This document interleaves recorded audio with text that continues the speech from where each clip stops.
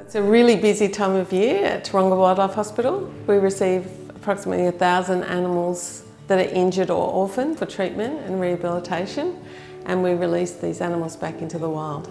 There's a lot of juvenile animals about and they get into trouble just like teenagers basically, a lot of them, when they're fledgling birds or young animals trying to make their way in the world. A real variety, but it's mostly human impacted. Loss of habitat is also always a huge part of the issue and the problem in the urban environment. A large amount of work goes in intensive care, and in that intensive care environment they're sometimes being fed 3 times a day, medicated twice a day, and so really looked after to get through those first couple of weeks sometimes, or even the first few days can be very intense. Once they leave intensive care, they may be there for several weeks, they go to a rehabilitation area where they need to get all their fitness back and their behaviours back, and they need to be feeding well and their weight perfect.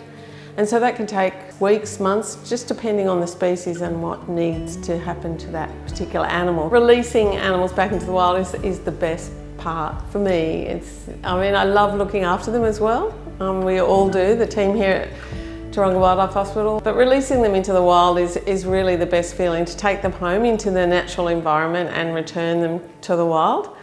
I feel really privileged to be able to do that.